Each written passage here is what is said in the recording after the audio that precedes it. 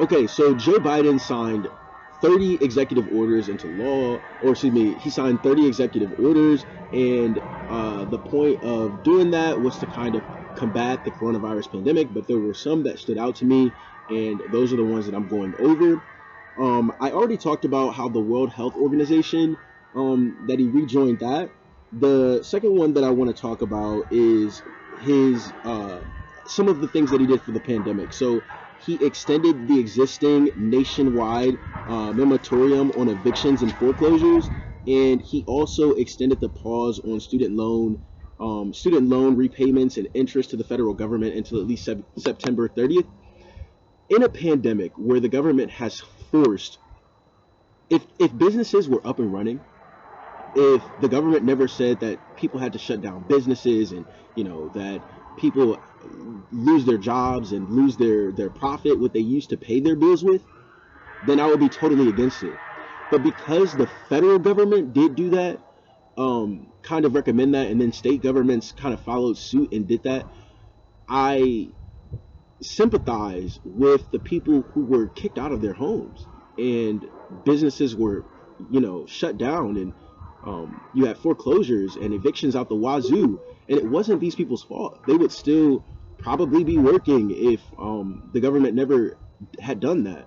So I think that it's good. What all of this is going to do, the whole shutting things down and extending foreclosures and or, excuse me, extending the moratorium on foreclosures and evictions and doing all of this. What this is going to eventually do is it's going to slow the recovery. And the reason why I think that is because you have so many nooks and crannies of the way that an economy works. There's just no way for the federal government to manage it all effectively. So I do think it's going to slow down how fast the economy recovers. I mean, here in the city that I'm in, it looks like a ghost town, and usually it's like vibrant and so full of energy and life. But things have been shut down, and people are really suffering, from the shutdowns, and people lost their jobs. So I do think that it makes sense, but it would have been better in the first place if the government would have had given strict advice on what to do, wear a mask. I think the furthest that the government should have gone is making the mask mandates mandatory.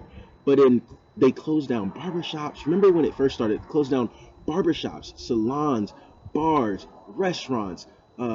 All non-essential businesses had to like completely shut down. Now they have, most places in the state that I'm in, but I'm in a red state. I'm in Ohio. It went completely red.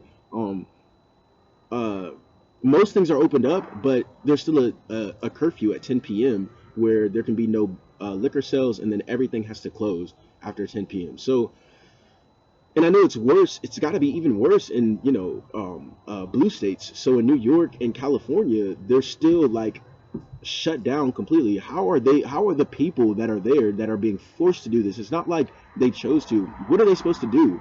Be kicked out of their homes and everything like that. So it makes sense. But I'm just saying that if from the very beginning the federal government, maybe like the first month when we weren't sure about the virus, but now that there's a vaccine that's being distributed, now that, we have a better understanding of the virus, people can kind of take their own risks and decide what's appropriate and not appropriate for them. But yeah, it makes sense to do this because the federal government did what it did earlier and the state governments did what they did earlier.